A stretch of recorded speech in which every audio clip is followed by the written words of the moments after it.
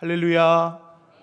귀하고 복된 새날 하나님의 은혜를 사모하며 예배의 자리로 나오신 여러분 한 분 한 분의 삶에 주님의 은혜와 복이 가득하기를 간절히 축복합니다.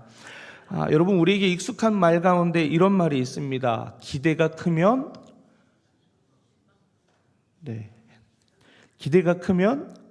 실망이 크다라는 말이 있습니다. 이 새벽 여러분은 하나님을 향한 기대가 얼마나 크십니까? 앞서 하나님 앞에 어떤 기대를 가지고 나오셨습니까? 여러분의 기대가 세상을 향한 것이 아니라 하나님을 향한 것이라면 하나님께서 반드시 그 기대의 실망이 아니라 소망으로 응답해 주실 것입니다. 이 약속의 말씀이 시편 62편 5절에 있습니다. 나의 영혼아 잠잠히 하나님만 바라라. 무릇 나의 소망이 그로부터 나오는도다. 아멘. 오늘 하나님을 향한 여러분의 그 간절한 믿음이, 간절한 기대가 소망으로 놀랍게 역사되기를 간절히 축복합니다. 그래서 이 한날도 하나님의 은혜입니다 라고 고백하는 여러분 되시기를 간절히 축복합니다. 사랑하는 여러분, 세상을 보면 참 혼란스럽고 불안한 시대인 것을 우리가 보게 됩니다. 세계적으로 일어나는 전쟁과 갈등, 정치적 불안, 그리고 경제적 어려움 속에서 우리는 이런 의문을 갖게 됩니다. 하나님이 정말 역사의 주관자가 맞으신가? 이어서 또 하나의 의심을 갖게 됩니다. 하나님이 정말 우리의 삶 속에서 여전히 일하고 계신 것이 맞나? 라는 의심이죠. 그러나 성경은 우리에게 분명히 말하고 있습니다. 하나님은 모든 역사의 주관자이시다. 뿐만 아니라 지금 이 시간도 우리의 삶 속에서 일하고 계신다라는 것을 분명히 말하고 있습니다. 오늘 우리가 함께 본 예레미야 25장 1절로 14절의 말씀이 이 사실을 분명히 우리로 하여금 가르쳐주고 있습니다. 예레미야는 유다의 멸망을 예고하고 있습니다. 그리고 바벨론 왕 느부갓네살이 유다를 공격할 것이라는 심판의 메시지를 전하고 있습니다.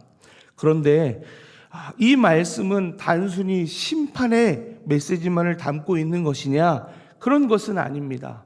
왜냐하면 역사의 주관자이신 하나님의 그 섭리와 그리고 끝까지 우리를 변함없이 사랑하시는 그 하나님의 사랑이 담겨 있는 말씀이기 때문입니다.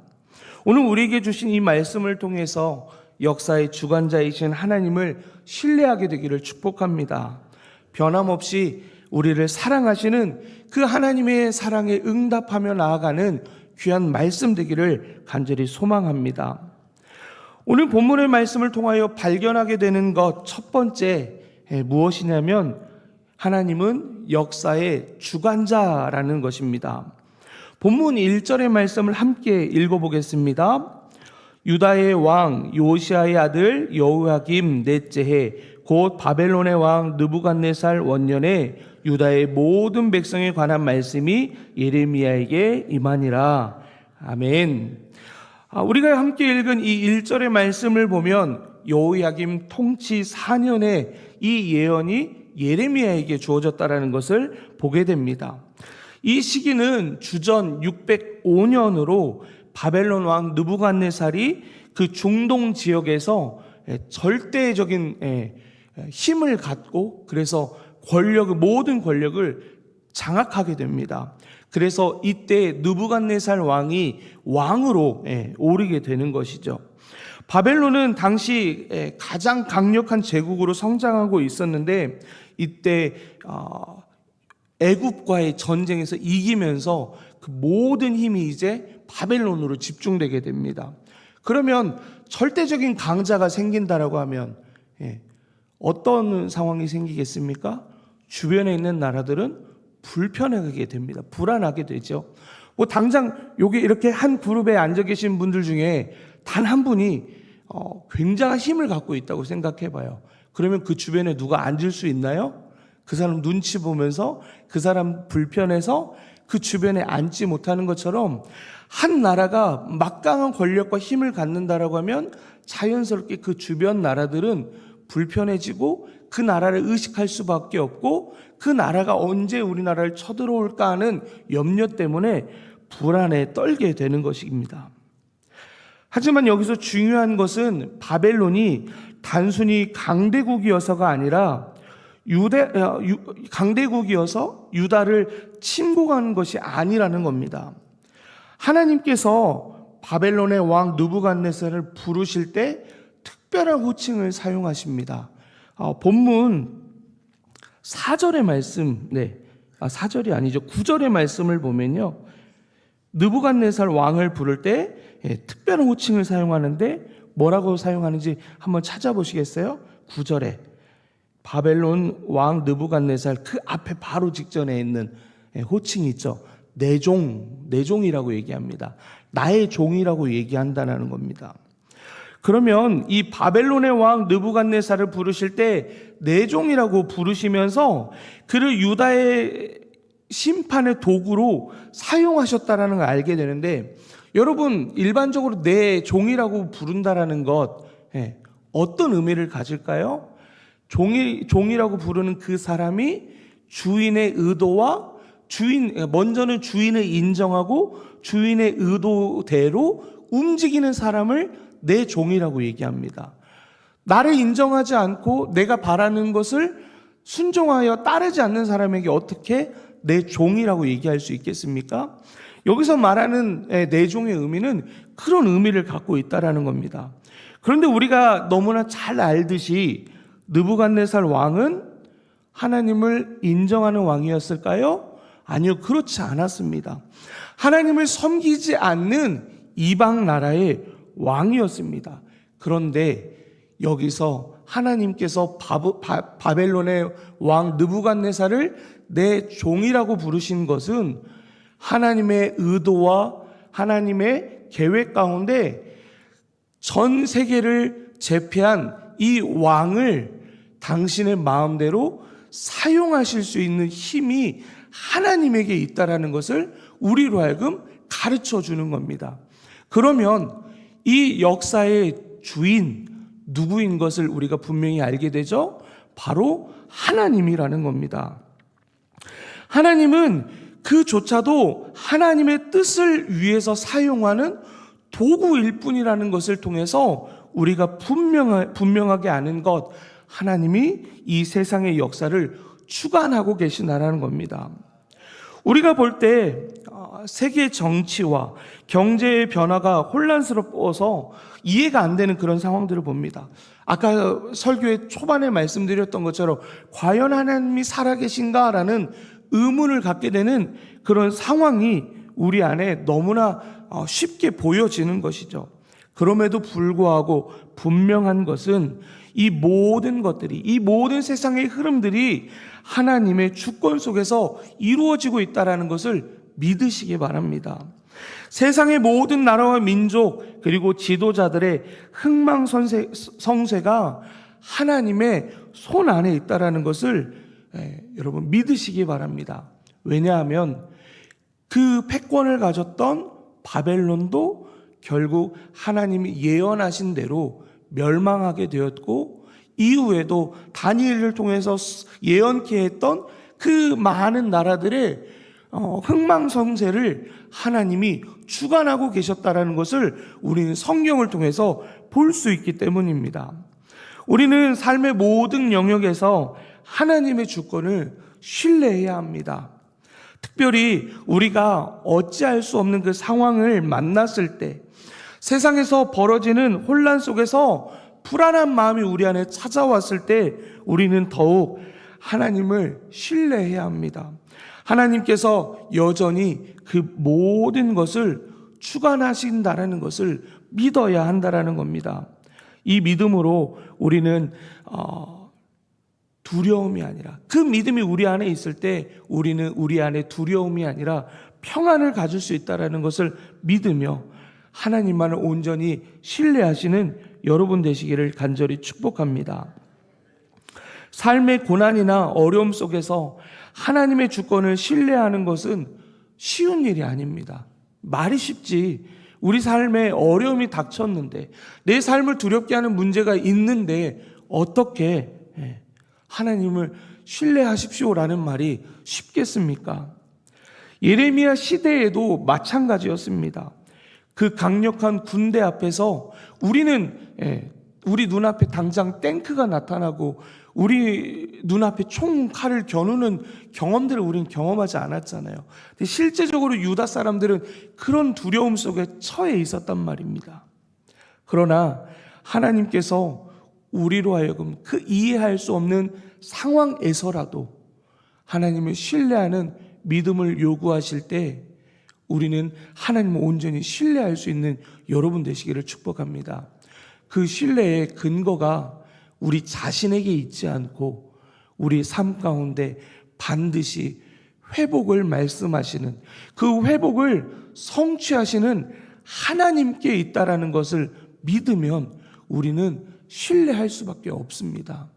여러분 인생 가운데 찾아온 그 두려움으로 인하여 떨지 마시고 쫄지 마시고 겁먹지 마시고 내 삶에 반드시 회복해 하시는 그 하나님을 신뢰함으로 승리의 노래를 부르시는 여러분 되시기를 간절히 축복합니다.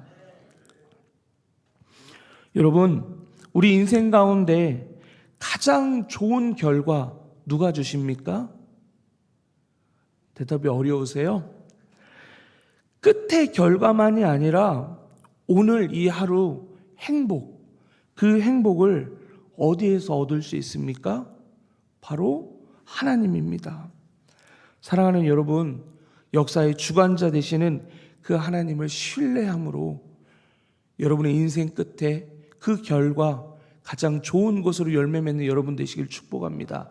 뿐만 아니라 이 하루도 하나님께서 여러분의 인생을 주관하여 주셔서 가장 좋은 것, 행복합니다 말할 수 있는 여러분 되시기를 간절히 축복합니다.